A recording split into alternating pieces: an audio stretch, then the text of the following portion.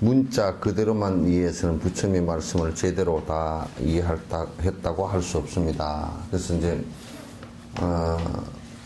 그 문자 그대로만 그러는 것이 이제 우리가 이제 언어나 그 언어를 갖다가 그 기록하는 그 문자라는 것은 개념이란 말이죠. 개념인데 그 개념은 나라마다 그 달리하고 또 사람들도 그 서로가 일관되게 그 개념을 그대로 이해하고 있지는 못해요. 그러니까 똑같이 이해하고 있지는 못해요. 그래서 그 언어나 개념이 그냥 고정되어지고 불변이고 그러면 만약에 내가 무슨 말을 한마디 했을 때 그걸 그대로 전부 다 똑같이 받아들일 수 있겠지만은 사실은 전부 다 똑같이 받아들이기가 어렵단 말이죠. 그래서 우선 그래서 그 받아들이기가 어려운 부분들도 있고 그 다음에 또 하나는 뭐냐면 그 언어나 그 개념을 갖다 그냥 그대로 문자 그대로 받아들여 가지고서는 안의 뜻을 그것이 가리키는 뜻을 정확하게 이해하기가 어렵다. 이를테면 문자라는 것은 무엇을 가리키기 위한 그 수단이란 말이죠. 그러니까 내가 만약에 달을 가리키는 수단이 손가락일 뿐이지 손가락 요걸 가지고 달을 이해하지는 못한다 그 말이에요. 따라서 그 언어가 그 말이 그 개념이 그 가리키고자 하는 우리는 그 낙처라 그래요. 그것이 정확하게 가리키고자 하는 뜻이 무엇인가를 갖다 명확하게 아는 것이 중요하다. 그래서 이제 부처님께서 하신 말씀들을 왜 자기 나름대로 그냥 읽어보지 말라고 나름대로 읽어서 그냥 멋대로 이렇게 해석하지 말라고 했느냐 하면 그거는 가리키는 손가락에 불과하기 때문에 손가락을 가지고 뭘 자기가 조금 자기 나름대로 알았다고 그래서 진짜 그 언어나 개념이 가리키고자 하는 정확한 목적지를 갖다 이해한 것이냐 이제 그렇지 않다 그런 얘기예요. 따라서 그럼 어떻게 그걸 알 수 있느냐면 이건 이제 앞에 선대로부터 그 정확하게 해석되어진 내용들을 갖다 꼭 들을 필요가 있다. 들을 필요가 있다. 이제 그렇지 못함으로 해서 우리나라의 어떤 비구니 스님들 같은 경우는 법화경을 잘못 이해를 해가지고 법화경을 내용을 안에 잘못 이해를 해가지고 마치 그것이 실제인 양 이해를 했다고요. 다시 얘기해서 그 중에 이제 나오는 그 가운데 소신공양 내가 몸을 다 태워서 중생을 위해서 몸을 태워서 내가 공양을 올리리다 하는 그런 대목이 나오는데 그러니까 실제 이 사람들이 이제 그 말 그대로 듣고서 자기 손가락을 갖다가 뭐 연비를 해서 공양을 올렸다든지 그런 식으로 이해를 한단 말이에요. 그는 거기서 태우다라는 것은 이 몸을 불사르는 것을 뜻하는 것이 아니고요. 몸을 갖다 진짜 불에다 태우는 것을 뜻하는 게 아니고 모든 열정을 내 인생 전체를 다 바쳐서 그런 뜻이에요. 그러니까 이제 거기는 주로 그 법화경은 주로 그 인연법에 관한 얘기고 그것도 인연에 관한 얘기인데 그는 주로 이제 보리심을 발해서 깨달음에 도달할 때까지의 인연에 관한 얘기이고 그 다음에 주로 그 핵심적인 실천 방법 같은 거나 또는 그 실제 모습을 드러내기 위한 것들은 비유법을 많이 썼어요, 부처님께서. 그래서 그는 묘법연화라 그래요. 연꽃의 비유다. 이 법에, 그러니까 다시 얘기해서 깨달음에 들어가는 그 보살들이, 성인들이 이끄는 교묘한 방법들을 그걸 연꽃에 비유해서 설명한 말씀이다. 그런 뜻이에요. 묘법연화경 그러면. 그런 얘기인데, 그걸 갖다 이제 글자 그대로 그냥 보고서 글자 그대로 따르는 것을 얘기한다. 지금 내가 볼 때는 기독교에서도 비유한 것들을 갖다가 실제인 것처럼 받아들이면서 오류를 상당히 범한단 말이죠. 그러니까 불교 안에서는 그걸 명확하게 구분을 해요. 명확하게 구분해서 12부경이라고 해서 12가지로 구분을 한다고요. 이거는 비유법에 관한 얘기다. 이거는 비유에 관한 얘기다. 요거는 인연에 관한 얘기다. 이거는 부처님께서 왜 반복해서 뭘 해놨는가? 이 중송이다. 다시 앞에 설명을 하고서 뒤에 거듭해서 외우기 좋게끔 시로 말씀하죠. 그러면 앞에 내용이나 뒤에 내용이 같잖아요. 그죠? 같은데도 뒤에 거는 시로 해놓고 앞에 것은 산문으로 설명을 해놨다고. 그냥 내 지금 얘기하듯이 이렇게 설명을 해놓고 뒤에 당신은 꼭 시로서 정리를 갖다 해줬는데 그게 사실 옛날 인도 고의 인도 버머의 전통이에요. 그 방식 자체가 그렇게 해서 우리도 오래전도 아니에요. 한 7, 80년 전 같은 경우만 하더라도 한문을 배우면 한문에서 분명히 시를 쓰게 돼 있어요. 시 작문을 하게 돼 있어요. 시를 못 쓰면 한문을 갖다 못 쓰는 거예요. 작문을 못 하는 거예요. 그래서 옛날에는 그래서 꼭 시험을 볼 때 시로서 한문시로 여러분 과거 본다 그러잖아요. 과거는 전부 다 거의 99%가 시로 쓰게 돼 있어요. 여러분 한약 동의보감이라든지 동의수세본 이런 것들도 약성가라는 게 있어요. 약성가가 뭐냐면 이 약이 가지고 있는 성질을 갖다 얘기했는데 그 성질을 어떻게 얘기해놨느냐면 전부 다 시로 써놨어요. 왜 그렇게 하느냐면 전부 다 외우기 좋게 그렇게.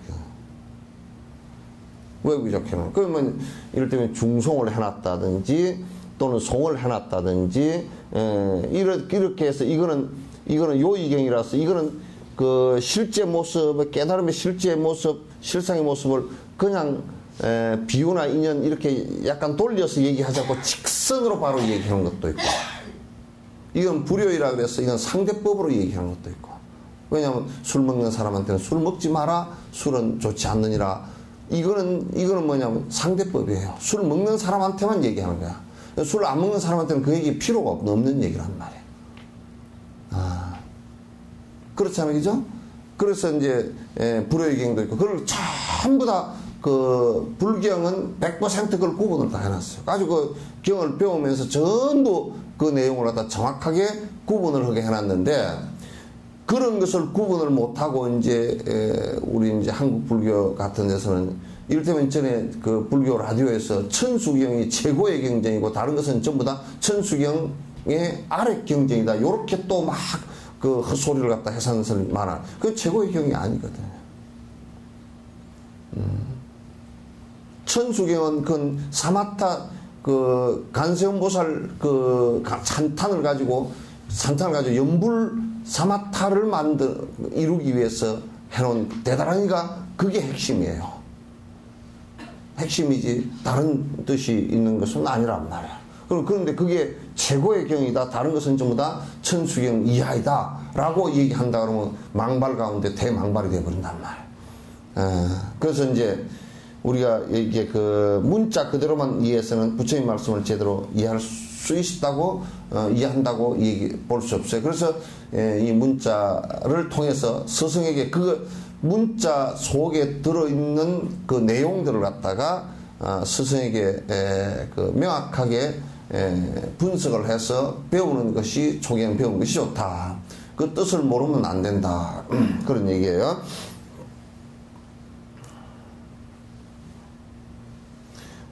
따라서 좀 더 깊은 해석이 필요합니다. 그래서 꼭 주석서를 보는 거예요.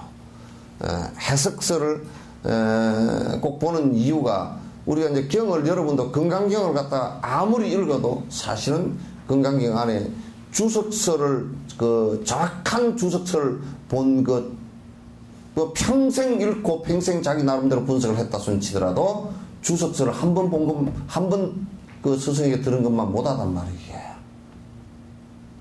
그만큼 달라. 그래서 꼭 이제 배우게 했던 것이 이제 그래서 주석서를 갖다 꼭 보게 했던 것이 그래서 그런 것이다. 경전의 가르침들은 대부분 문자만으로 논리적 분석이 안 되는 경우가 많기 때문에 좀 더 깊은 차원의 해석이 필요합니다. 네, 같은 얘기예요. 뭐냐면 여러분 이제 천수경 속에 있는 경우도 신묘장구 대단한이를 얘기를 여러분 보고 하라 그러면 신묘장구 대단한이를 그 안에 뭐 하여튼 범어로 이렇게 되어 있는데 그걸 한글로 어떻게 해놓더라도 잘 몰라요. 잘 몰라. 그러니까 이제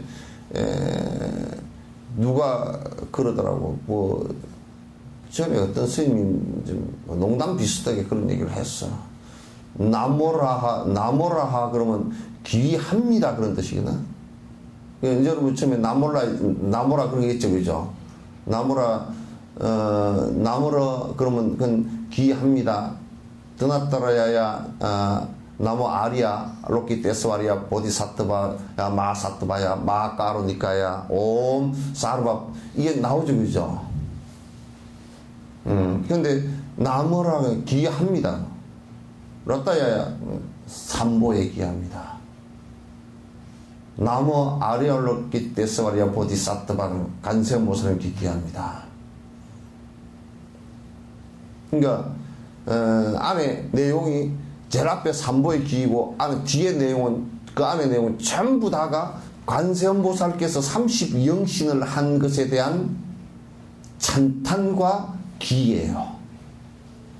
그걸 계속 염송을 하면서 내 마음을 일념으로 만들어 나가는 거란 말이에요. 그렇게 이제 하는 것인데 그걸 갖다 정확하게 듣지 않으면 맨날 나무라 그러니까 이건 몰라도 되는 게임이구나. 뭐 난 몰라도 돼. 이렇게 되면 이제 그건 굉장히 진짜 우리나라는 대체적으로 경전이나 이런 것을 갖다 전부 다 얘기할 때 물으면 스님들한테 물으면 그건 몰라도 되는 거라고. 신도들은 그거 몰라도 된다고. 그 몰라도 되는 기억이 어디 있느냐. 그래서 꼭 그러니까 이제 또 이게 이제 또 좀 깊이 들어가면 이런 게 있어요. 뭐가 있냐면 지금 이제 논리적으로 분석을 했잖아요, 그죠? 분석을 해서 가리켰다선 쳐더라도 이 언어나 이 개념 문자는 한계가 또 있어. 실제 그렇게 됐느냐? 여러분 내가 이제 예를 든다 그러면 여러분에게 내가 아무리 맛있는 음식을 계속 뭐 된장찌개를 뽀글뽀글하고 뭐 어쩌고저쩌고 고슬고슬한 밥을 어쩌고저쩌고 해도 입에서 침만 나올 뿐이 배는 안 부르잖아요, 그죠? 그러니까 그거는 사실은 말은 많이 했지만은 이해되는 것은 쉽지가 않아요. 그리고 자기 것이 되는 것 또한 쉽지가 않은 거예요. 그러죠? 그래서 이제 논리적으로 설명을 했다 손치더라도 이게 자기 겉화돼서 아하 이게 그렇구나라고 하는 것은 또한 다른 차원의 문제다란 말이에요. 그러니까 본인이 수행을 하지 않으면 자꾸 깃전에서 뱅뱅뱅 도는 모기 소리와 같은 소리일 수밖에 없는 상황이 될 수가 있어요. 굉장히 이제 중요한 문제인데, 그래서 내가 이걸 갖다 명확하게 알아듣고 내가 명료하게 알아들은 상태에서 내가 그렇게 실천을 하나하나 해 나가는 거. 그럴 때 내가 아하 이렇게 느껴지는 것이지, 그냥 글만 많이 또 어떤 사람은 쭉쫙 살짝 읽는 것만 가지고 자꾸 능사를 삼으려고 그래. 그러면 머리만 뱅글뱅글 돌아가지 실제로는 뭐냐면 꼭 갈증날 때 바닷물 마신 것처럼 갈증이 더 난단 말이야. 실제 그렇게 되지 않으니까. 그러니까 이게 참 어려운 것이, 이제 무지한 상태일 때는 헛짓을 해서 아주 참 어렵고, 또 좀 가르쳐 놓으면 머리로만 다 해버리려고 그래. 그러면 실제로 머리로만 갖고 온 것은 본인에게 시원한 느낌을 하나도 줄 수가 없어요.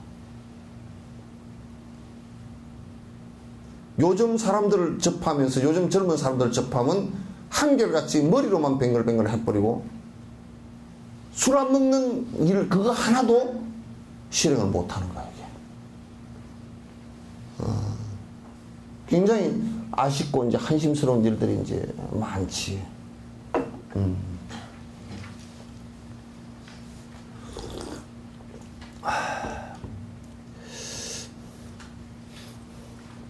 그래서 이 경전을 해석을 할 때요, 요런 이제 방식도 있어요. 요렇게 이제 대중적으로 이렇게 얘기할 때는 요렇게 이제 전반적인 걸 얘기하지만은도 그 사람이 그 실제 행을 통해서 많이 마음이 바뀌어 나가고 또 심성이 깊어지고 그렇게 하면 그거는 스승이라는 사람은 경전을 펴지 않고서도 그런 순간에 길을 걸어가다가도 얘기하는 그 말 한마디로서 늘 확장시켜 줄 수가 있단 말이야. 생각 자체를. 그래서 좀 더 스승이 높은 차원의 사람이면 좀 더 높은 차원으로 자꾸 이제 이끌어 줄 수 있는 것이 많은 교감을 통해서 그게 가능하다고. 여러 가지 일을 통해서. 그러나 지금 본인이 이해하고 있는 것을 가지고 이 정도 이해했으니까 됐구나라는 생각을 절대 하지 마. 그것은 자기의 마음의 문이 열린 것만큼 그렇게 되게 돼 있으니까 대문 닫혀 있을 때 그 집 안을 들여다볼 수 없는 것과 똑같이 대문의 문틈이 이만큼 열리면 이만큼밖에 안 보이는 거야. 그건 무엇 때문에 열리는 거냐면 열심히 하는 열망도 있지만은 핵심은 뭐냐면 그 열망의 핵심은 어디에 있느냐면 내가 어두운 생각인 탐진치 삼독심을 버릴 때 그게 이해가 된다고. 그걸 안 버리면 저를 수십 년을 다져도 똑같은 소리를 어두운 소리를 반복할 수밖에 없는 거.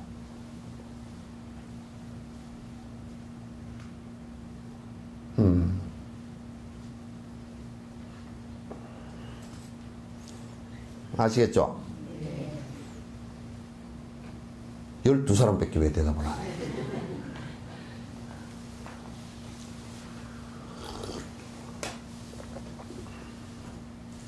반면에 문자 그대로 이해하고 받아들여야 논리적으로 합당한 경전들도 또 있단 말이에요. 그러니까 그 희한하게 요의경은 문자 그대로 받아들여야 돼. 근데 우리가 이제 이걸 볼 부처님께서는 그러니까 너무너무 정교하게 얘기를 하는 거예요. 그리고 부처님께서 쓰신 말씀이 범어인데 그 범어 자체가 너무 정교한 말이야. 지금도 범어를 갖고 번역을 하는 것이 잘 안 되는 번역이 되는 경우가 많단 말이야. 너무 정교한 얘기가 많아서. 그러니까 어떤 사람한테는 상대적 법문을 해야 될 때가 있고 어떤 사람에게는 절대적 법문.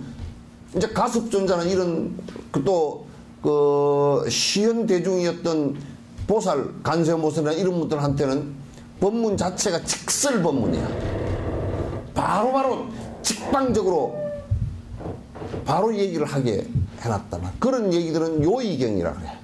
요인데 뭐냐면 그 뜻이 조금 중생을 위해서 아주 조금 그 사람 근기에 맞추어서 좀 낮춰놓거나 이렇지 않고 그 사람 근기가 확실하니까 확실하게 질러놓은 얘기라고.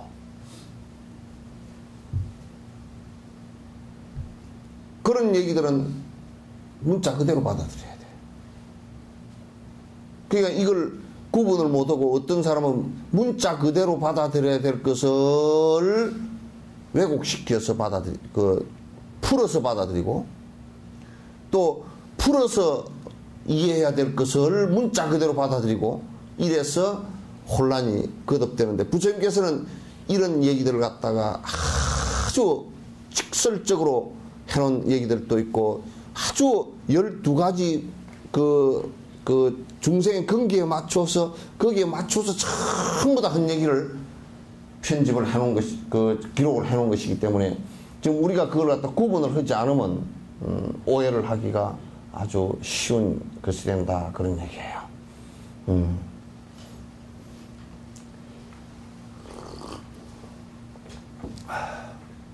또 이제 어떤 때는 어떤 곳에는 원각경 같은 경우는 직선적으로 받아들여야 되는 내용도 그 원각경 안에 있고 또 비유해 놓은 것은 또 비유로 받아들여야 될 경우도 있어요. 원각경은 주로 그렇게 되어 있어요.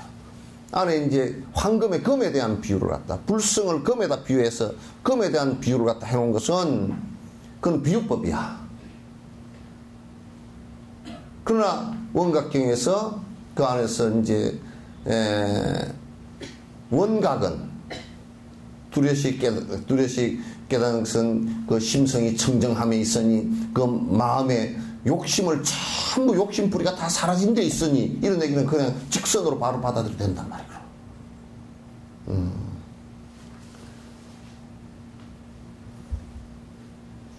그러니까 여러분들도 이제 그런 게 있지. 내가 속이 좀 불편하면 뭐 상대가 진심을 갖고 얘기해도 너 무슨 의도로 갖고 얘기하냐 그러지. 부부 싸움할 때 한쪽이 삐딱해지면 그렇게 돼버린다고. 그런 얘기처럼 그 진심을 갖고 얘기하면 진심 그대로 받아들일 수 있어야 돼.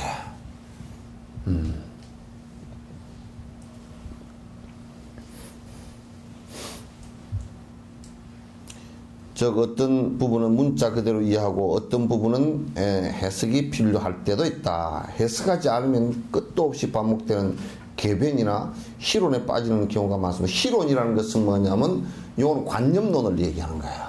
그러니까 뭐냐면 이거는 실제 그렇게 되든지 말든지 그건 상관이 없는 얘기예요. 그래서 대부분 지금 서양 철학들은 희론들이에요. 그러니까 이럴 때 무슨 허무주의가 나왔다 그러면 허무주의 얘기가 그게 실제 그러면 그 인간에게 어떤 행복을 갖다 주고 어떻게 실행이 어떻게 가능한 얘기냐라는 것보다는 그냥 철학일 뿐이에요. 그 신비주의 같은 경우도 그냥 철학일 뿐이에요.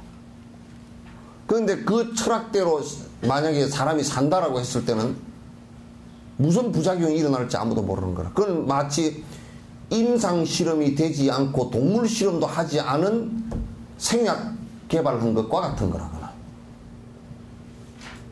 그걸 불교에서는 희론이라고 해요.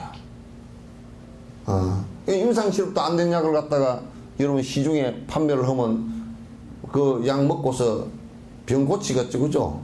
고친 사람보다 죽는 사람이 훨씬 더 많을걸? 그래서 식약청이라든지 미국 같은 경우는 전 세계에 그 생약을 개발하는 부분에는 엄격해요. 그 생약이 동물 실험을 했을 때는 이게 됐는데 임상 실험을 해보니까 안 되는 것도 뭐 거의 대다수가 그게 안 돼. 우리가 이제 신문에 나올 때 동물 실험에 성공했다 그러잖아요. 그럼 한 5, 6년 뒤에는 약으로 개발할 수 있을 것 같습니다. 그래 놓고 나중에 소식도 없는 것들 있죠, 그죠? 그 전부 다 해보니까 안 된 것들이야. 안 된 것들이야. 해보니까 사람한테 적용시켜보니까 부작용이 엄청나게 많다.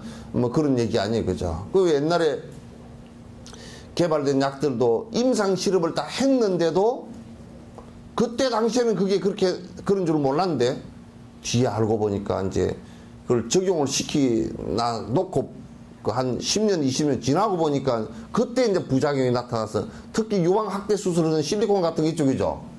그 안에서 터져가지고 줄줄 내려가지고 발끝까지 내려간 것도 있고 말이야. 안에서 썩어가지고 뭐 이러지도 저러지도 못하는 그런 상황이 될 때도 있고. 그때는 다 괜찮다 그랬거든, 그죠? 다 괜찮다 그랬어. 다 임상실험 다 해보고 한 거야. 해보고 근데 다 괜찮다 해가지고 나중에 그 모양이 돼버린 거란 말이야. 그래서 나는 뭐 라섹인가 뭐 이 깎는 거 있잖아요. 그러니까 이게 우둘투둘하니까 멜끄러하게 깎는 거 그거 내가 한 10년에 20년 뒤에 지난 뒤에 하라 그래. 다른 사람 임상실험 다 하고 난 뒤에 하라 그래.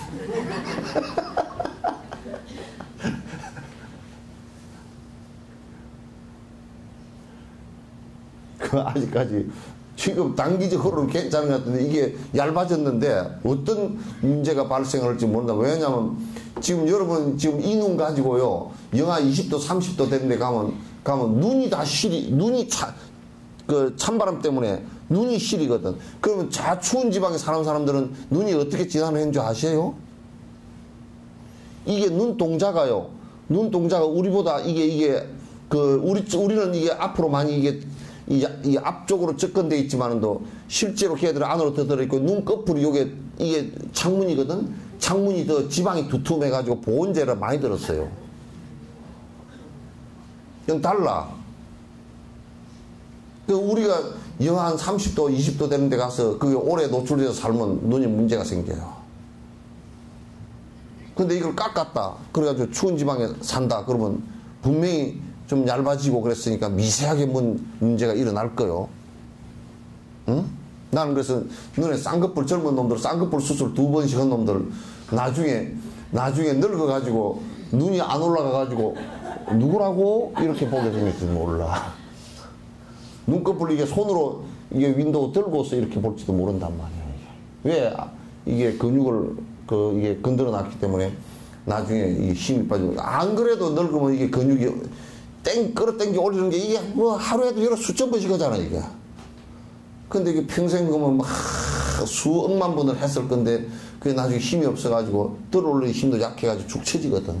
처져가지고 어떤 연세 드신 분은 볼 때 이렇게 보면 안 보여가지고 왔나 이렇게 봐. 그렇게 보인단 말이에요.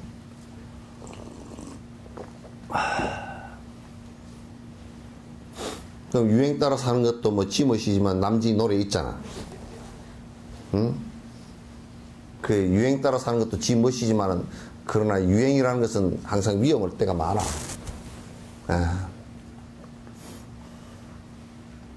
그러니까 궤변은 또 뭐냐? 궤변은 내가 궤변을 하나 해볼게요. 거북이에 털이 있어요, 없어요? 없다고 어떻게 증명하죠?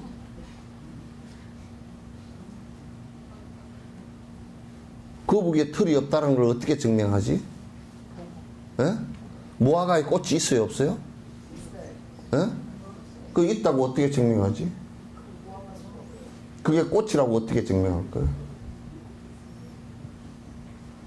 그러니까 궤변을 중국 같은 데도 궤변론자가 많았는데 하여튼 궤변을 하면 토끼가 궤변론자가 결론을 내면 토끼가 뿔이 분명히 없었는데 궤변론 말을 한참 듣고 나면 토끼에 뿔이 있어. 거북이 등에 털이 없잖아요, 그죠? 궤변론자들의 그 말을 듣고 나면 거북이의 털이 갑자기 한 시간 정도 듣고 나면 거북이 털이 그냥 있어. 여러분 피라미드 조직에 들어가서 한참 듣고 나면요 진짜 그렇게 될 것 같아. 그죠? 사이비 종교 하는 사람들 그 사람들 얘기를 듣고 나도 조금만 그네들 얘기는 이성을 마비시키는 얘기들이든 주로 이성을 살아나게 하는 얘기들이 아니야. 이성을 마비시키는 얘기들이기 때문에 조금만 이성적인 사람이 냉정하게 들으면 전부 다 거짓말인 게 다 드러나. 근데 머리가 맹한 사람이 들으면 그런 것 같아. 거기다 무지와 자기 욕심이 같이 섞여져 버리면 못 빠져나와. 거기다 그 사람들이 얼마나 나쁜 놈들이냐면 그 사람이 갖고 있는 가장 약한 부분인 컴플렉스 부분을 갖다가 건드려가지고 엎어지게 맺는다고. 내가 그런 얘기 안 흡비어 지리산에 한번 올라갔는데 태풍 문 뒤에 지리산을 한번 갔거든. 그러니까 나무가 많이 넘어졌어. 그럼 이제 나는 나무가 넘어진 나무들을 유심히 보지.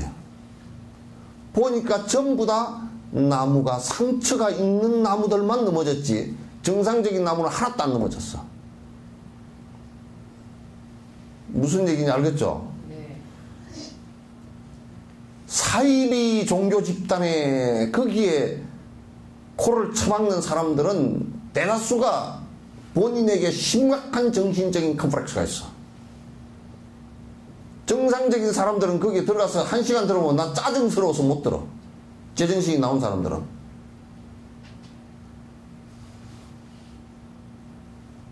나는 한번 아무개 설교를 저 사람이 뭔 설교를 저렇게 잘한다고 사서 들어보니까 샤차차차차차차 그 계속 나는데 저 사람 숨 넘어가 숨을 쉼표가 어디 있어?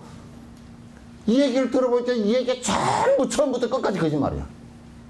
왜냐하면 단서부터 거짓말을 첫 발단부터 거짓말을 시작하니까 끝까지 거짓말로. 그렇기 때문에 말을 빨리 해야 되고 우격다짐을 해야 되고 계속 밑상직하고 먹고 정신을 못 차리게 만들어.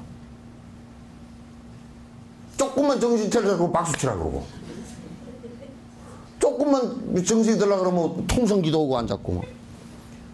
제정신을 들 수가 없어.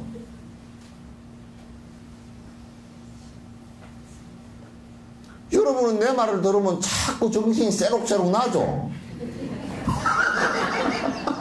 예? 정신이 혼미해졌던 게 자꾸 새록새록 나잖아. 그러면 궤변이나 이런 것들은 들으면 들을수록 정신이 혼미해지고 무슨 소리인지 모르겠고, 희론도 들으면 들을수록 복잡해져. 한 개도 뭐가 되는 게 없어.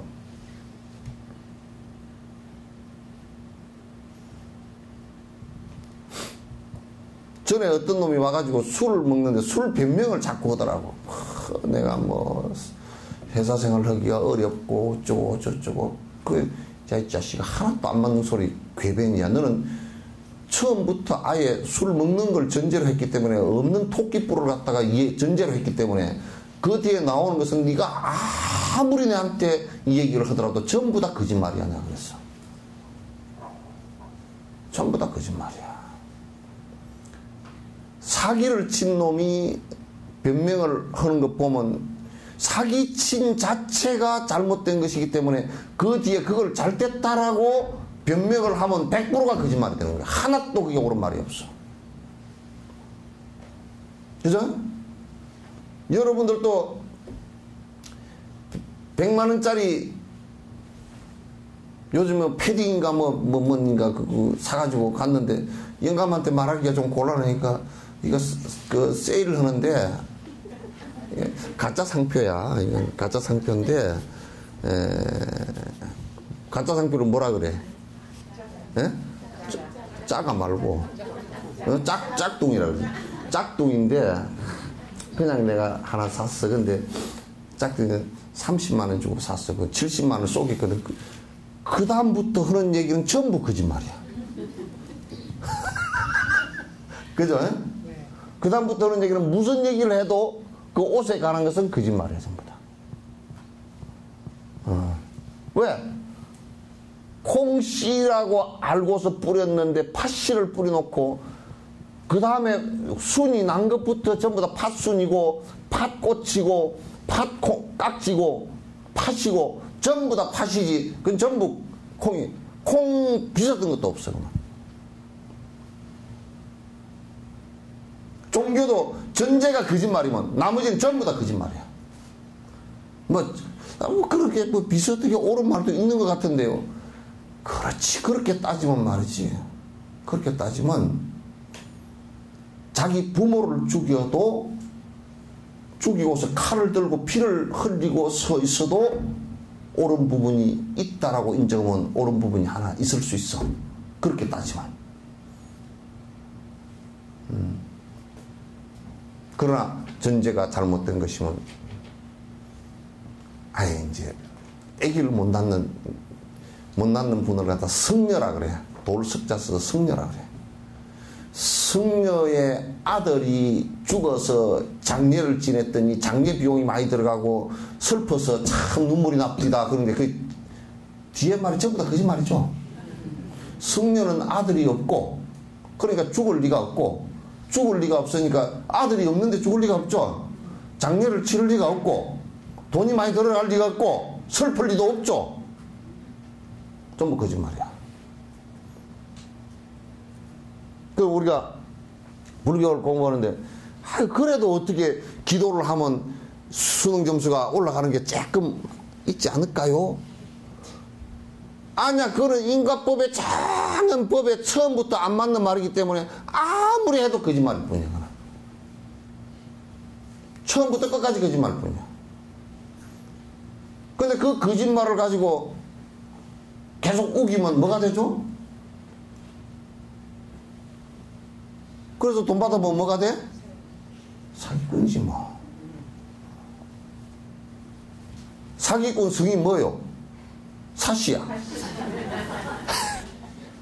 저 거기에 어디 뭐 저 조선시대에 소설 가운데 사시남정기 있지.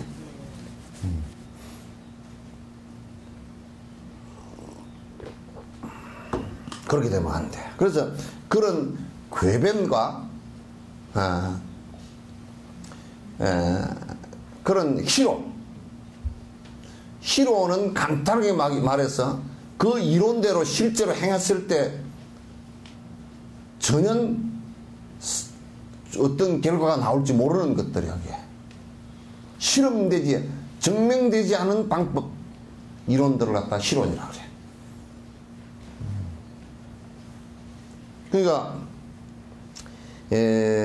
그러니까 이게 불교 경전은 수행을 전부 다 그 행에 실행하는 것이기 때문에 전부 그게 수학 공식과 같은 것이기 때문에 실론과 개변이 될 수가 없어. 그런데 정확하게 배우지 않고 오면 실론과 개변이 돼버려. 이래 끼 맞추면 이게 맞는 것이 돼버리고 저래 끼 맞추면 저게 맞는 것이. 지금 한국이 그렇게 돼 있단 말이야. 이게 이따 끼 맞추면 이렇게 돼버리고 저따 끼 맞추면 저렇게 돼버리고 그렇게 돼 있단 말이야.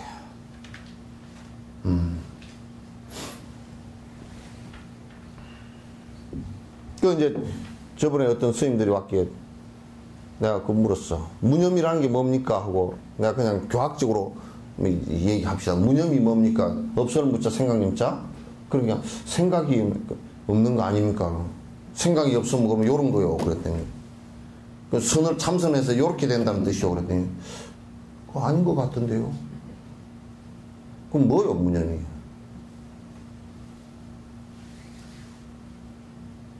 그러니까 그 해석이 잘못되니까 어떤 상황이 그게 이제 궤변 내지는 희론이 된단 말이야. 그렇게 되면 정확하게 안 배우면 무념이란 말을 똑같이 쓴다 손 치더라도 희론과 궤변이 된다고. 무념은 번뇌 없음을 얘기하는 거야. 그 대지도론에도 그렇게 정확하게 나와 있어. 생각 없음을 얘기하는 거야. 생각 없는 것이면 북도 생각이 없는 거고 피아노도 생각이 없는 거 아니야? 사람이 그런 거고는 다르잖아. 그 사람이 참선을 해서 요거 피아노처럼 되려고 하는 건 아니잖아.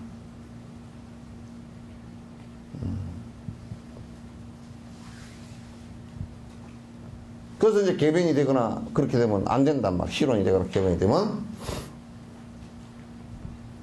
이러한 다양한 유행의 경전들을 하나씩 점검해 나가야 합니다. 그래서 잘 점검하고 잘 그 스승에게서 배워서 오차가 없도록 배워서 나가야 된다. 이게 이제 그 남방 불교 쪽이나 북방 불교 쪽에 그 티벳이나 부탄, 네팔, 시킴, 다왕 이쪽으로는 인도 북부 쪽은 이걸 불교 공부를 하는 사람들이 너무 잘하고 있어요. 인도 남부 쪽 스리랑카 남방 불교 쪽에 뭐 태국, 미얀마 이런 나라 쪽도 너무나 잘하고 있어요. 우리하고 일본이 좀 안 된 것 같아. 일본도 엉망이야.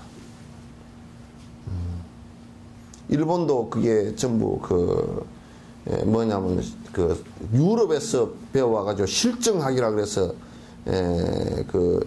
뭐 증명하는 어떤 문구들을 끄집어내서 저 나름대로 뭐 이론 정리를 하는 그런 것들이 돼서 그게 안 좋은 유파들도 많이 나오고 그래서 일본하고 우리나라가 지금 이제 중국도 너무 좀 험하고 중국은 다 깨버려가지고 험하고 그렇게 됐어요.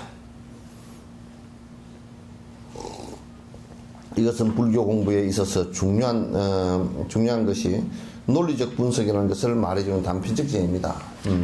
그러니까 불교에서는 무엇을 하더라도 그 논리적인 비약이 있어서는 안 돼요. 논리적인 비약이 있어. 비약이라는 것은 뭐냐면 우리가 이를테면 여기에 불이 있다. 불을 이게 이렇게 켰다. 불을 켰기 때문에 밝다. 그러면 불을 켰기 때문에 밝다라는 것은 논리적 비약이 없죠, 그죠? 만약에 깜깜한데 밝다. 무조건 밝다. 이렇게 얘기해 버리면 그거는 비약이죠, 그죠? 그 안에 논리도 아무것도 없단 말이야. 그 이제 우리가 깨달음이라는 문제도 그냥 깨달으면 돼. 이렇게 해버리면 논리적 비약이라고. 어떻게 깨달음이라는 것은 어떤 것이고 어떻게 해서 깨달음이 올 수 있다는 것을 갖다가 명확하게 할 수 있어야 돼.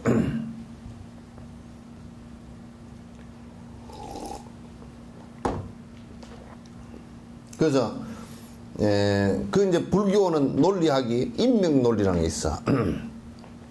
원인과 조건, 어떤 결과가 나왔을 때 그 원인과 조건에 대해서 명확하게 분석을 하는 논리학이 있어. 그 부처님의 경전은 전부 다 이 인명 논리학에 의해서 그러니까 정확하게 말씀을 하신 거야.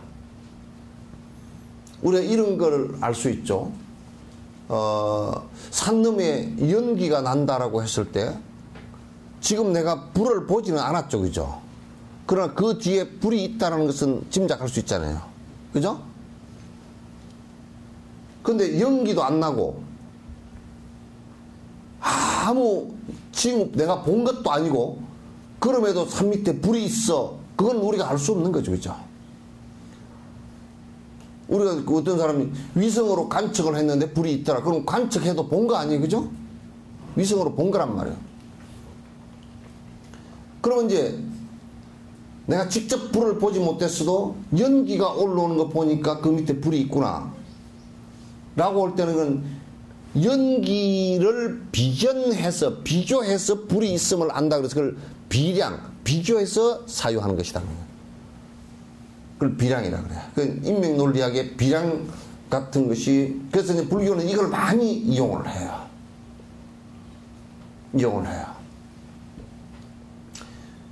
그럼 우리가 이제 이런 것은 견주어서 알 수 있단 말이에요. 뭐냐면, 소가 민들레 풀을 자꾸 일부러 찾아가면서 먹고 있다. 라고 할 때 두 가지를 우리는 비량할 수 있어. 하나는 그 민들레 풀이 이를테면 소염제가 있어서 소가 지금 지 스스로 어디가 지금 몸이 좀 불편하니까 소염제를 갖다가 자연적으로 지금 먹고 있구나. 그래서 소가 어디가 좀 아프다라는 것을 짐작할 수 있어. 그죠? 그요 안 그요? 그럼 그요 그래야 돼. 그러면 이제 나중에 소가 민들레를 먹고서 나았다 라고 할 때는 우리는 또 비량해서 알 수 있어. 민들레 풀에 소염제가 있나 보구나. 그러면 이제 서양 같은 데는 이 비량을 해서 알아진 내용들을 갖다가 다시 실험해서 그 액체를 물질을 뽑아내서 실험을 해본다, 임상실험을 해본단 말이야. 그러면 이게 소염제가 있구나. 무슨 물질이 소염제인데 그 물질이 민들레에게는 다른 식물보다 좀 많구나. 이렇게 할 수 있잖아요, 그죠? 근데 이제 우리가 논리적 비약을 하는 사람들은 어떻게 하냐면 아무 그런 이유를 모르고 배가 쌀쌀 아픈데 민들레fun을 푹 삶아 먹으니까 낫대. 왜 낫는답니까? 모르겠네. 하여튼 먹어보니까 낫대. 그러면 그건 이제 그 논리적 비약이란 말이에요. 혈량이라는 것은 뭐냐면 지금 내가 직접적으로 앞에 내가 눈으로 봤거나 귀로 직접적으로 들었거나, 그죠? 내가 맛을 봤거나, 냄새를 맡았거나, 그래서 내가 지금, 야, 똥 냄새가 자꾸 어디서 난다고. 똥이 옆에 아무 봐도 없어. 에이, 그런데 보니까 밟았구만. 그는 지금, 내가 지금 보지는 못했지만도, 내 코로서 사량해서 알았잖아요, 그죠? 그걸 헬량 그래. 그 우리가 인식해서 안다라는 것은 그렇게 내가 지금 감각기관으로 느끼고 아는 것과 그 다음에 내가 비교해서 아는 것하고 그 다음에 이제 우리가 감각해서 느끼고 아는 것도 그거로도 안 되고 비량으로도 안 되는 게 있어. 모르는 게 있어. 그거는 이제 성을량이라 그래. 성이 된 사람의 말씀은 내가 그렇게 되기 전에는 몰라 잘. 그래서 성을량은 성인이 하신 말씀은 아 이게 옳구나라고 일단은 받아들일 필요가 있다 그 말이야. 그걸 우리는 믿음이라 그래. 받아들이는데 그러나 받아들이면서 불교는 무조건 받아들이라 하지 않고 이게 논리에 합당한가, 이게 부처님께서 말씀을 하셨다 손 치더라도 내가 지금 그걸 기억을 하고 실제 행해보니까 그렇게 안 되더라. 이를테면 참선을 하라 선을 하라 그랬는데 앉아보니까 무슨 안 되더라. 그대로 하라 그랬는데 해보니까 전혀 안 된다. 정상적인 방법으로 똑같이 부처님께서 하라는 대로 했는데도 아무 진척이 없다. 그런 것은 안 맞잖아, 그죠? 그건 두 가지 이유세. 부처님 말씀한 게 안 맞든지, 지가 뭘 잘못했든지, 둘 중 하나일 거 아니에요, 그죠? 그럼 그건 점검을 해보는 거야. 근데 부처님 말씀대로 한 것이 안 맞다라고 하는 것은 지금 역사상 그렇게 문제 제기를 할 수 있는 것이 별로 없어. 왜냐하면 2500년 동안 많은 사람들 해보니까 다 돼. 증명이 다 됐어. 그 내가 뭔가 잘못 알고 있거나 잘못하고 있거나 뭔가 앞에 장애가 제거가 안 된 부분이 있구나, 그렇게 우리가 짐작할 수 있죠, 그죠? 그것도 결국 비량으로서 알 수 있단 말이야. 불교의 공부는 이렇게 아주 상세하고 자세해. 그래서 분석하고 정확하게 비판하고 그리고 옳다라고 하면 정확하게 받아들이는 것이 아주 중요한 일이다, 그런 얘기예요. 일반적으로 무언가에 대한 관찰을 시작하기 전에 먼저 분석 대상의 실험법을 배우는 것은 당연한 일입니다. 그러니까 이제 우리가 그 부처님께서 하신 말씀을 갖다가 받아들일 때도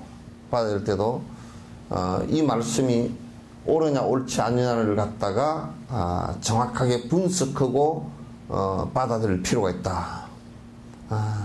그래서 이제 불교는 절대 광신과 미신과 맹신을 요구하지 않아요. 그렇기 때문에 계속 잔소리를 좀 많이 하는 거라. 자꾸 얘기를 이러쿵저러쿵 해서 이해할 수 있게끔 하고 질문을 받고 토론을 하고 그렇게 해서 자꾸 이제 그걸 이해시키고 또 실제로 그렇게 해서 또 잘 안 될 때는 안 된 것이 뭔가 분석해서 다시 그렇게 되게끔 교정하고 하는 작업들이 필요하단 말이에요. 부처님의 가르침을 따라 수행하고 싶어 하는 사람들은 많은데 하지만 단순히 믿는 것만으로는 충분하지 않다. 그러니까 우리 한국에는 불교를 믿는다라는 사람들은 그래도 38%인가 얼마 되지만은 전체 얼마 되지만도 불교를 수행한다라는 사람은 1%도 안 돼. 근데 불교를 믿는데 뭘 믿는다는 얘기야? 부처님을 믿는다고? 부처님을 어떻게 믿는다는 얘기야? 부처님이 뭔 사람인데 어떻게 믿는다는 얘기야? 내가 빌면 들어줄 수 있는 신과 같은 존재? 그건 절대 아니라고.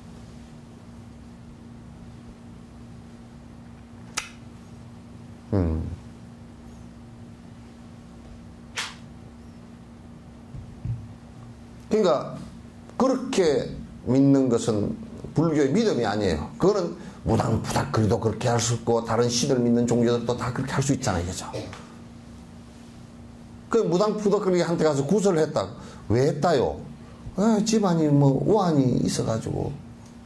근데 맹한 거야. 인가법도 모르고 자기가 저질러 놓은 일인지도 모르고 뭐 집에 그냥 아이고 그 무당한테 가서 물으니까 나무를 집에 정은수를 한 그루 잘랐는데 그냥 목신이 들어가지고 그냥 다이아가 빵꾸가 났다. 목신 넣고 다이아 빵꾸가 뭔 상관이야 그게. 그러면 우리 이렇게 하면 간단하게 다이아가 구멍이 나서 바람이 새는 것이 목신과 연관된 것이라 그러면 금호 타이아는 전혀 상관이 없겠네? 에? 타이아 회사하고 뭔 상관이 있어? 아무 상관이 없잖아. 근데 왜 타이아가 구멍이 나서 사고가 나서 타이아 회사에 손해배상 청구를 갖다가 하느냐는 말이야.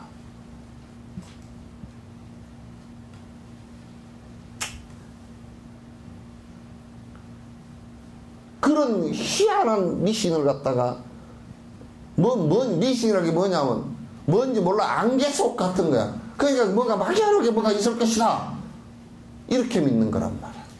그 믿음이 얼마나 무명랑해. 안개가 싹 그치고 나면 없어. 내가 반야봉에 살 때 운해가 싹 밑에 섬진강에서 그 밑에서 수정기가 증발을 해가지고 해가 뜨면 쫙 이게 올라오거든. 올라오면 가만히 앉아서 이렇게 보면 가끔 착각이 빠질 때가 있어. 저기 붕 뛰내리면 솜처럼 푹신푹신 넣었다가 붕 뛰내리면 폭 빠져서 죽어.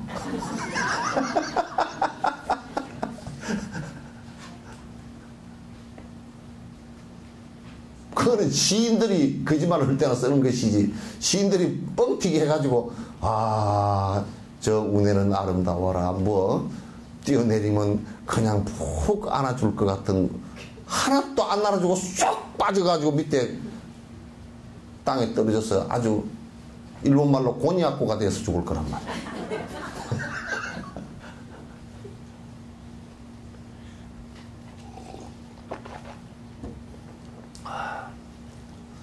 그러니까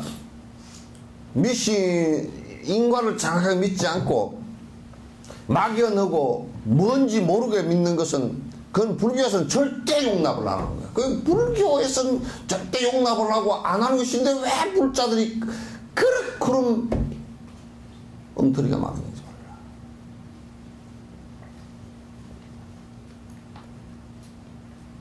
나 조계사 앞에 포교 온다고 포교사라는 저 보살들 거의 사주쟁이들이야.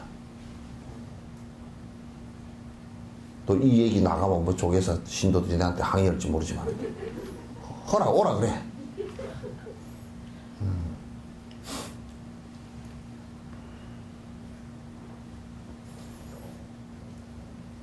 믿는 것만 가지고는 충분하지 않아. 부처님을 믿는데 어떤 부처님이라는 존재는 어떤 존재이고 어떻게 해서 부처가 됐고 나도 그렇게 될 수 있나 없나 이런 것을 갖다 명확하게 분석해서 이해해서 믿는 것이지. 그래서 신해행정이라고 그래요. 믿고 이해하고 행하고 체험하고 이렇게 하는 것이라고 그러지. 믿음만 가지고서는 불교라고 하지 않는다 그 말이야. 그러니까 뭐라 그러냐면 전에 누가 그러더라고. 내가 어디 국수집에 가서 국수 먹으니까 아이고 스님 안녕하십니까. 예. 난 그동안에 그 한국사 다녔는데 이제 내가 기독교로 바뀌었습니다. 그 언제 불교를 본 적이 있어 내가 그랬어. 언제 개떡이나 뭐 불교를 갖다 본 적이 있까니. 그래서 내가 바꾼 적도 없는 거요. 내가 그랬어. 흔적이 있어야지. 한 적이 없잖아.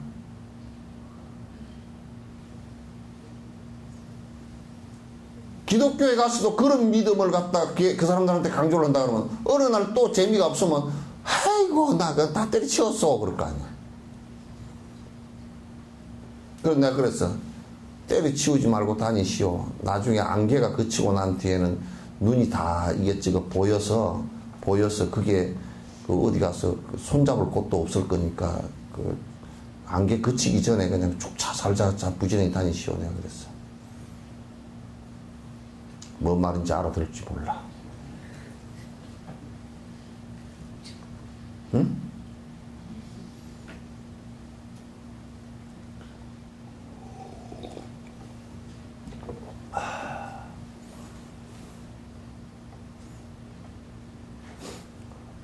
저 해양경찰 화주 좀 됐어? 법당에? 50%. 에? 50%. 에? 50%? 아, 사실 우리가 53명 정도는 그냥 쭉 다닌 숫자고요. 왔다 갔다 하는 분이 한 20년 돼서 70명 다 보는데요. 지금 들어오는 게 오늘까지 해갖고 290만 원.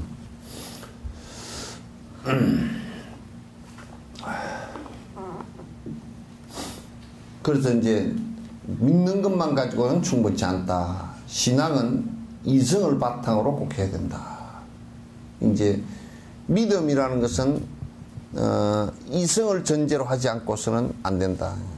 물론 그 부분은 감성적인 부분도 사랑과 자비 부분은 감성이 있지만 그게 이와 같습니다. 뭐냐면 우리 몸을 구성하고 있는 데에는 몸의 65% 정도가 물이기도 하지만은 그 물을 유지하기 위해서는 행처를 흐트러지지 않게 하고 바로 사람의 행처를 유지하게 하기 위해서는 뭐가 있어야 되느냐면 뼈와 살이 단단한 부위가 있어야 되죠. 그죠? 근데 그와 마찬가지로 사랑이라는 그 감성적인 것이 정상적으로 작동하게 하려 그러면 분명한 이성적인 골격을 갖고 있어야 돼요. 그래서 불교에서 그걸 자비와 지혜라 그래요. 지혜가 없는 자비는요, 그저 무엇과 같으냐면 뼈다구가 없는 사람과 무골충과 같은 거예요.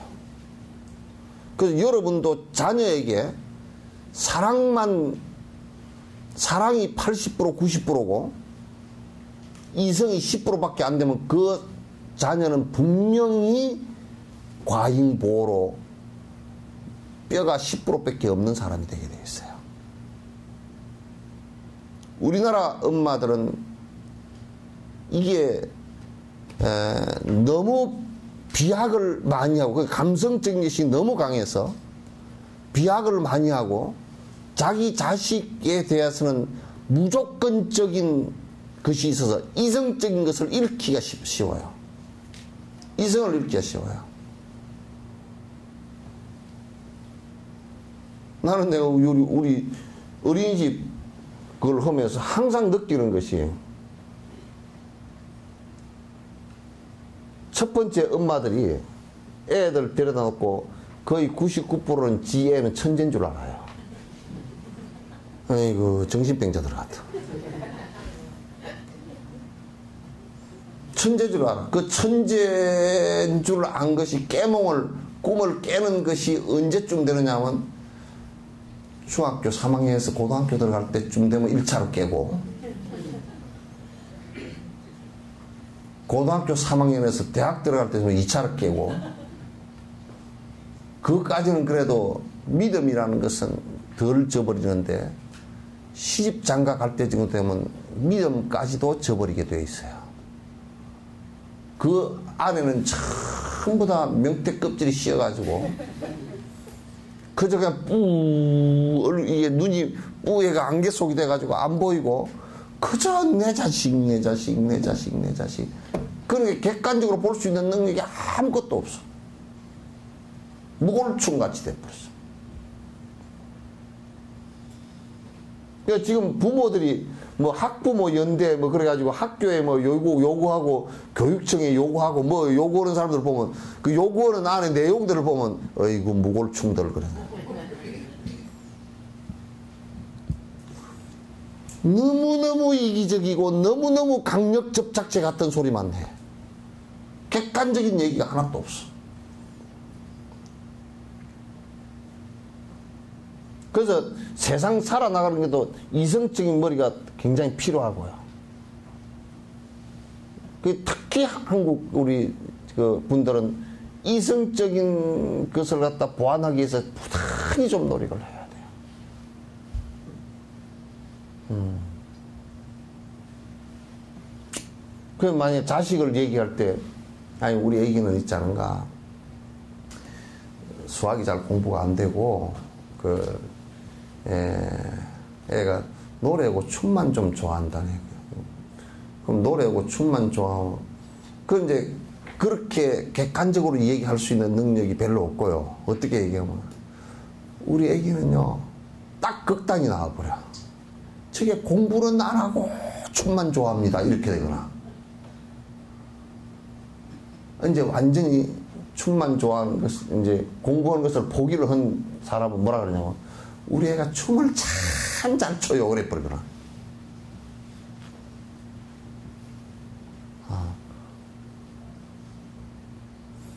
극단적이 돼 있어. 그래서 어떤 사람은 지 애기가 이제 아이고 우리 딸이 참 못생겼죠. 근데 그게 잘생겼다라는 말을 갖다 그렇게 하는 거야. 그때 아이고 내가 옆에서 등 달아서 그 되게 못생겼습니다. 그렇게 하면 가서 찌는 잘생겼나 그러고 속으로 그럴 거야. 종교도 제일 그 종교인들이 죄를 짓기가 쉽고 나쁜 종교인들이 뭐냐면 감성적인 사람들을 갖다가 이성을 마비시켜 놓고 이성 마비시켜 놓으면 돈 내라 그러면 잘 내고 하라는 대로 잘 따라하니까 대부분 신을 믿는 종교들이 이성 마비시키는 걸 굉장히 좋아하고요. 그 말로면 그 하나님 말이 아니라는 거예요.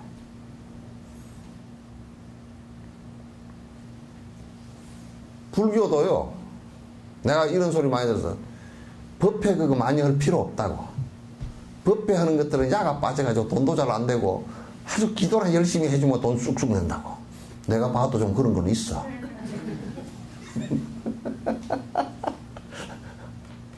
그러니까 많이 할 필요 없대. 법회 많이 해봐야 그 필요 없대.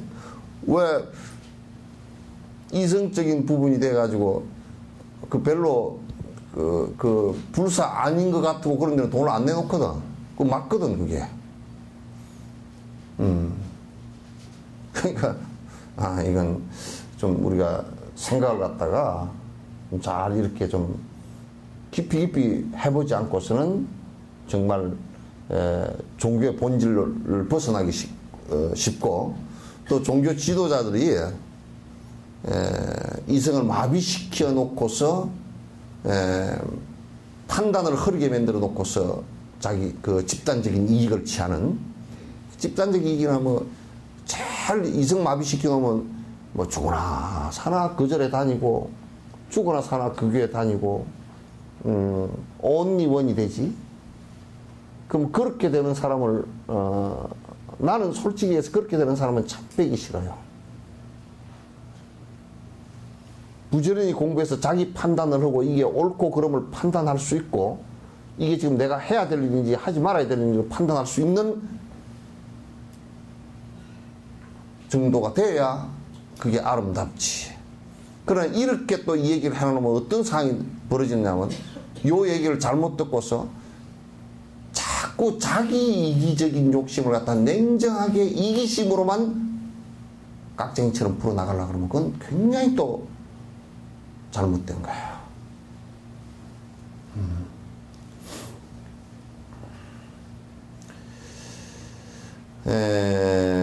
그러니까 단순히 믿는 것만으로는 충분치 않습니다. 신앙은 이성을 바탕으로 꼭 해야 됩니다. 공부를 할 때는 논리적인 방법을 따라야 합니다.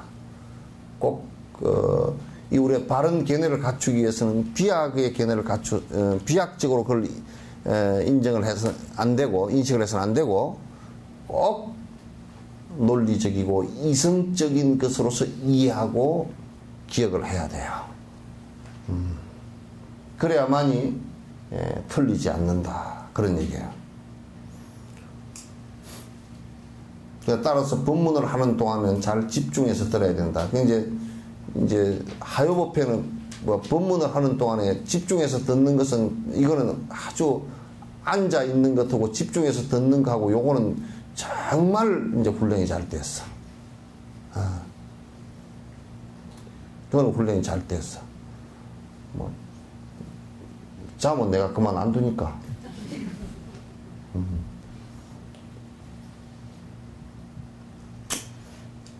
이제 처음에 석전사 처음 왔을 때 청정심 잘 알지. 법회 한다 그러면 그냥 아이고 길게 한다고 그냥 엉덩이가 들었다 놨다. 뭔 스님은 저렇게 길게 할까. 그래서 하기도 하고 그냥 그런 소리 해서 스님 점심시간이 좀 가서 뭐 점심에 해주려 그러면 법회를 좀 빨리 끝내주면 안 될까요? 그런 얘기도 하고 뭐 또 무슨 뭐 건강경을 강의를 하니까 그 삼천대천세계에 가득 쌓아놓은 칠보를 보시하는 것보다는 건강경 4구계를 갖다가 외우는 것이 더 복이 된다니까 누가 돈을 내겠습니까? 건강경을 법문을 안 하면 안 좋겠습니까? 또 그런 사람도 있고 참 개떡 사카리도 안 들어간 개떡 같은 소리. 여지껏 석천사가 그 불사를 갖다가 한 24, 5년 동안 많이 했어. 건강경 해가지고 그렇게 된 거예요. 언제 왔어? 그거 앉아있어? 예? 진작 왔어요? 일광보사는 어디 갔어? 예?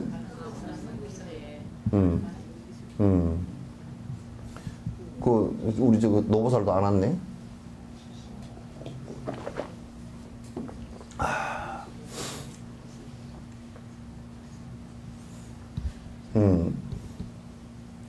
그때 그러는데 또 이제 뭐 법회 하는 도중에 아이고 계명으로 가야 되니까 저들끼리 하는 소리 내가 그때는 귀가 더 밝았거든. 뭐라 그러냐면 여기 저쪽에 뒤에 그 사람은 꼭 늦게 와가지고 저 뒤에 앉아. 배꼽을 꼭 줄라. 오늘 내가 12시에 나가네. 오늘 개네.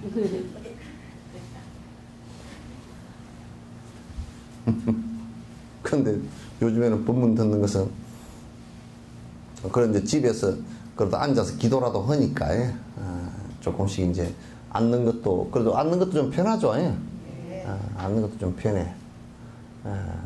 기도 집에서 1시간이나 2시간씩 하고 가끔 명상은 앉아주고 그렇게 하면 이제 앉는 것이 편하고 앉아서 해야 의자에 앉는 거하고 명상하나 기도하는 것이 이 자세로 앉으면 말이야. 이 자세로 앉으면 그 법문도 이 자세로 앉아서 하는 거고 서서 하는 거고 또는 그냥 그 의자 앉는 식으로 하고 하면 차이가 많이 나. 법문 하는 것도. 그래서 여러분이 사경을 하는 것도 꼭 이렇게 해서 하단전에다가 딱 명상에서 집중을 하단전에서 집중을 하고 하면 2시간, 3시간 내도 안 피곤해. 이 자세가 되면 2-3시간 내도 안 피곤하단 말이야. 그렇지 않고 그냥 자세가 흐트러지고 뭐, 그렇게 하면, 피곤해져 버려.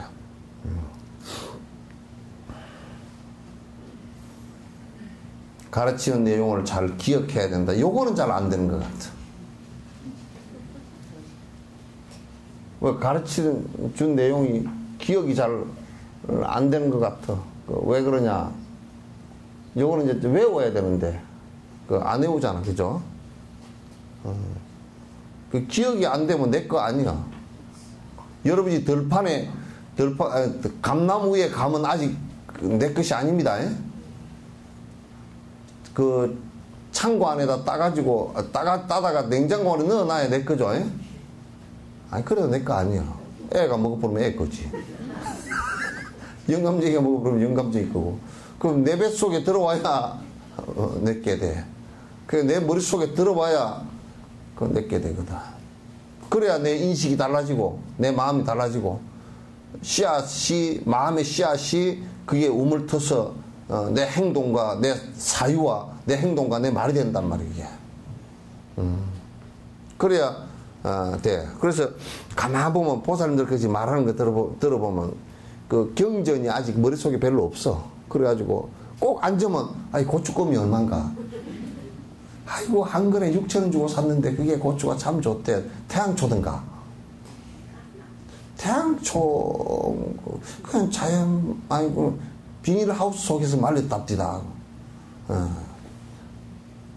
고추가 그러면 그 껍데기가 두께가 상당히 좋던가. 뭐 그런 것만 가지고서 아이 나도 그거 하나 해줬어. 물론 살림사니까 그것도 할 수 있겠지. 근데 그런 거 하는 도중에 어이 이번에 건강경 보니까 그런 구절이 있는데 그걸 내가 법문을 들으니까 또 어디 읽으니까 아이 그거고 그게 다 일치가 되대. 그 참 환희심 나대.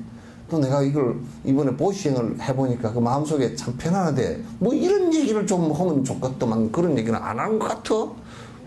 산에 가니까 단풍이 너무 좋대. 아이고 뭐 차가버섯을 먹으면 항암제가 좋다니. 에이 그런 소리 하지 마소. 버섯은 다 항암제가 안에 비슷하게 다 들었다니. 그 버섯을 그냥 많이 먹으면 좋다니. 뭔 버섯이 좋단가? 표고버섯이 좋다니. 어디에 자연산이 있단가? 맨날 그런 소리나 해서.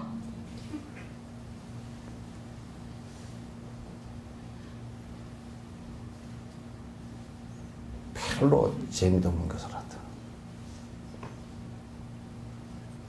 그건 결국 뭐냐면 머릿속에 부처님 말씀, 성인의 말씀을 갖다 말로 하고 행동으로 옮기고 하는 것은 기억이 되어야 그게 가능하거든. 들을 때는 그런 것 같다. 아니 내 인터넷 잘 해놨잖아요, 그죠? 인터넷 돈 많이 들어가 그거. 그러니까 여러분이 돈값을 빼려 그러면 여기 올려놓는 게 문제가 아니고 여러분이 그걸 활용을 잘 해야 돼. 2번, 3번 보고 공부하라고 돈 들여놓은 것이 돈보다는 공부가 훨씬 소중하니까 해놓은 거 아니요. 요즘에 뭘 해놨다고 모바일로 다 볼 수 있게 해놨다 그러죠, 그죠? 예? 요즘에 핸드폰 있잖아요, 그죠? 뭐지? 디지털 핸드폰 있잖아요. 거기에 들어가면 그냥 거기에 다 해놨어. 싹 다 나와. 다니면서 그냥 보니까 뭐 차에다가 가면서도 그냥 그냥 영상 안 보고 그냥 틀어놓고 소리만 들으면서 가도 되잖아. 요즘에 법문 해놓은 것이 옛날에 뭐 천수경이고 기초교리고 해놓은 것이 죄다 그 안에 다 들어있어. 다 들어있어가지고 싹 다 그거 다 다시 볼 수 있잖아요.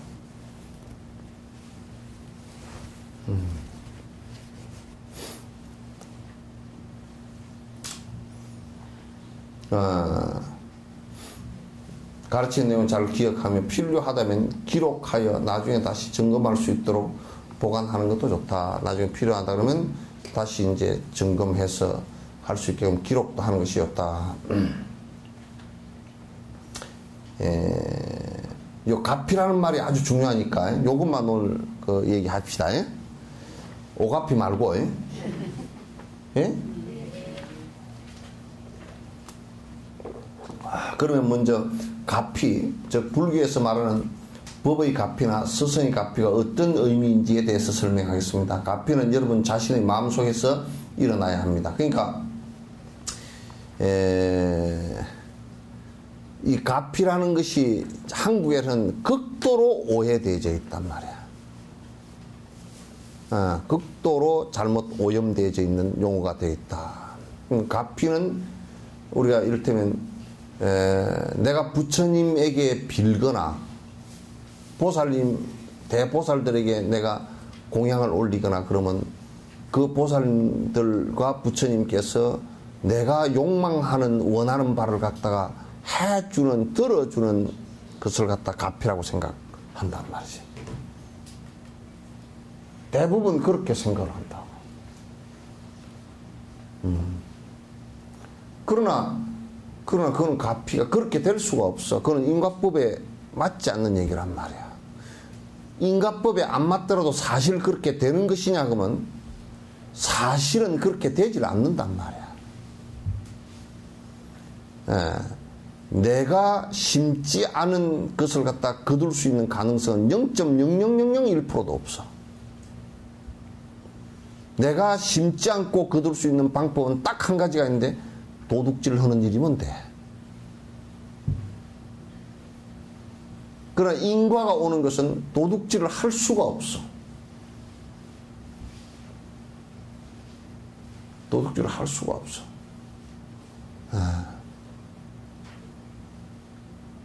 그래서 본인이 하는 것이라야 되고 그래야 그 인과가 정상적으로 올 수 있다. 그러니까 이 가피라는 것은 어떻게 이게 그 바깥에서 부처님께서 또는 불보살께서 네가 복을 갖다 10원어치 밖에 안 줬는데 내가 100원어치가 되게끔 해줄게 이렇게 되질 않는단 말이야.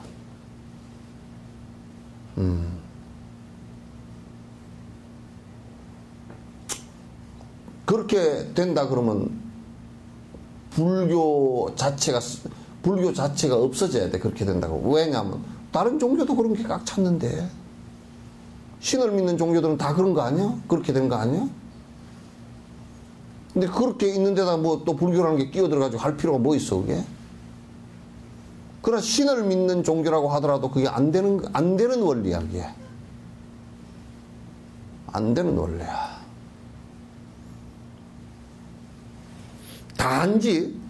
단지 도와줄 수는 있어. 그 우리가 이를테면 뭘 잘못해가지고 법에 제소를 당했을 때 변호사가 옆에서 도와줄 수는 있는데 그 변호사가 죄를 없게 해줄 수는 없어. 그죠? 스승과 신장들이 도와줄 수는 있어요. 그것도 악한 일일 때는 도울 수 없어. 그러니까 변호사나 이런 사람들도 아예 이 사람이 상구 거짓말을 하고 그러면 변호를 안 해. 변호 포기를 해. 그와 같은 거야.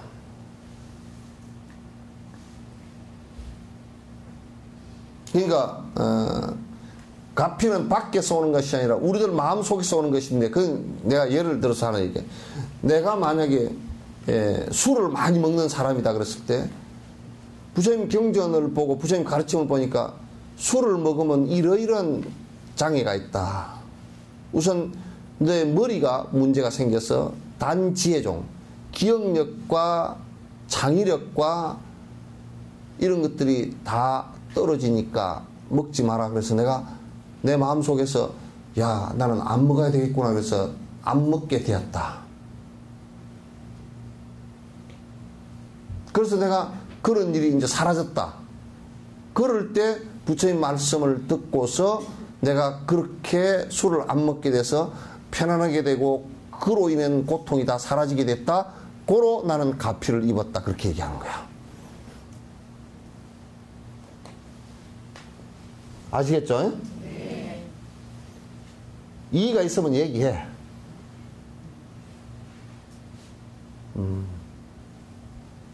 그냥 누가 그런다 그러잖아. 석천사는 가니까 뭐 안고 시방 삼세 아니 80살 90살 먹는 할머니 할아버지 곤명 아무개 건명 아무개 뭐 아들 아무개 딸 아무개 이래놓고 무자자는 자손 창서 그게 뭔 소리야. 80살 먹는 아줌마 할머니도 아기를 낳고 그 소리 아니야. 앞에 무자는 자식 없는 사람은 뭐 자손이 태어나고 그렇게 하면 그 80살 먹은 할머니 그냥 또 다른 얘기 아니야. 그게 가능하냐고.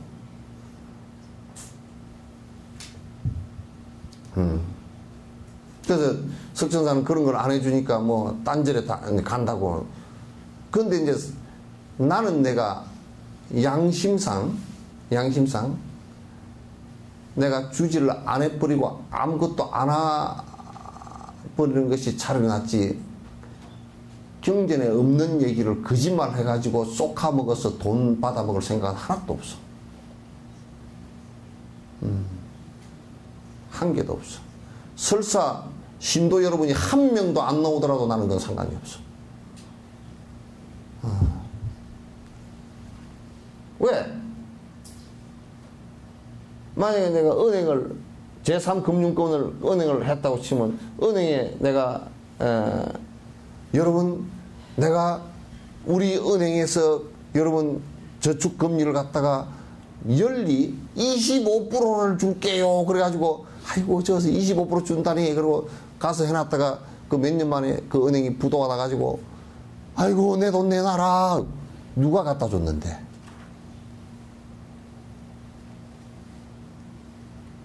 그런 사기는 나는 안 쳐.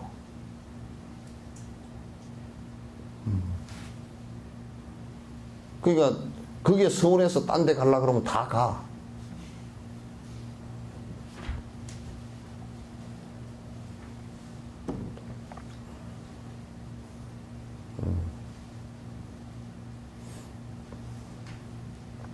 그래서 가피는 밖에서 오는 것이 아닙니다.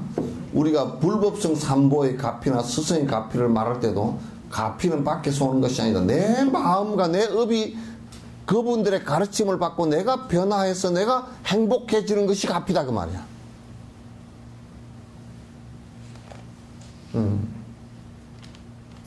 그것을 가피라고 하지 다른 것을 가피라고 하지 않는다. 여러분의 마음속에 긍정적인 면이 증가되고 부정적인 면이 줄어들 때 그것을 가피라고. 그러니까 여러분이나 내 마음속에 부처님 말씀을 듣고서 내가 점점 선한 마음이 커지고 악한 마음이 줄어드는 것을 가피라 그런다 그 말이야.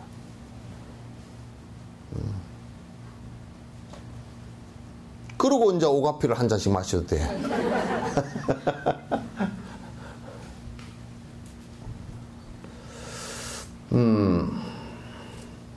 가피는 티베트로 진납이라 그런다. 하는데 거대한 잠재력이란 말이 이제 진이라는 말이 진납할 때 진이라는 말은 뭐냐면 아주 자기가 갖고 있는 잠재되어 있는 힘이란 뜻이에요. 또 그러니까 랍은 변화한다 또는 변화시킨다라는 뜻이랍니다. 그 진납품은 내재되어져 있는 아주 중요한 큰 밝은 마음과 따뜻한 자비심을 갖다가 자비심으로 변화시키는 것을 갖다 가피라고 한다. 그걸 누구의 말로? 내가 이를테면 스승 부처님과 보살님과 지금 현재 스승을 통해서 내 마음이 그렇게 바뀌어 간다 그러면 진납 가피를 입었다 그 말이야. 그렇게 얘기한다.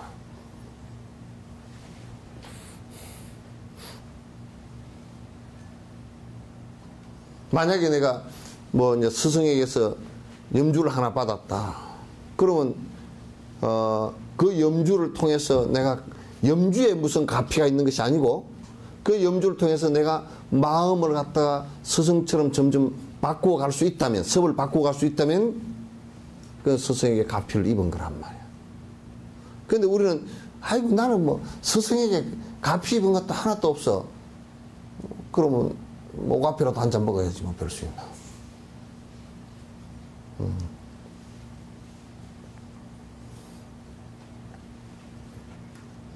그래서 진납은 거대한 잠재력을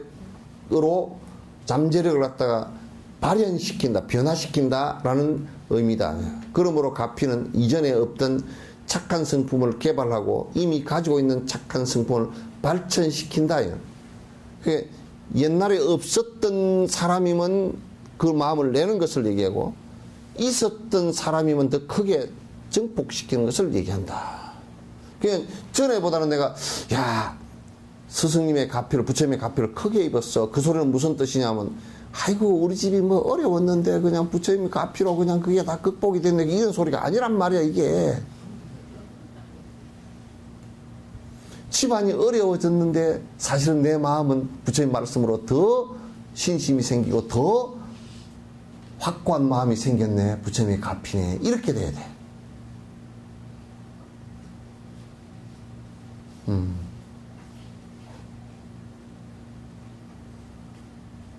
그러죠? 대답이 별로 힘도 없어. 다시 말해 진랍은 마음에서 착한 마음이 생기는 것을 방해하는 번뇌망상을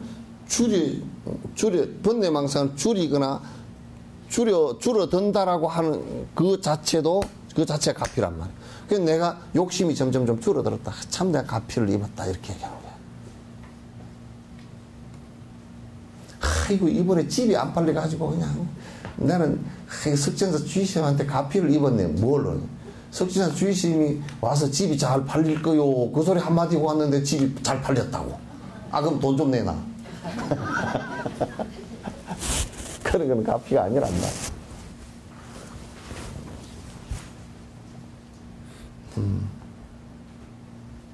그러니까 내가 이제 가피를 위해서 공부를 하다 보니까 욕심이 좀 줄었네. 그럼 가피지, 그죠? 그래, 성질도 좀 전에보다는 많이 좀 줄었어. 그것도 가피고. 예. 멍청한 생각도 옛날보다는 훨씬 줄었어.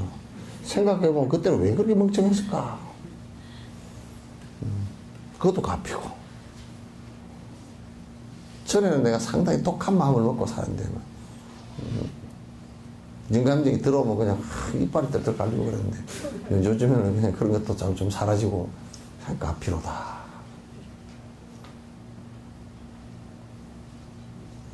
그럼 돼야지 말이야.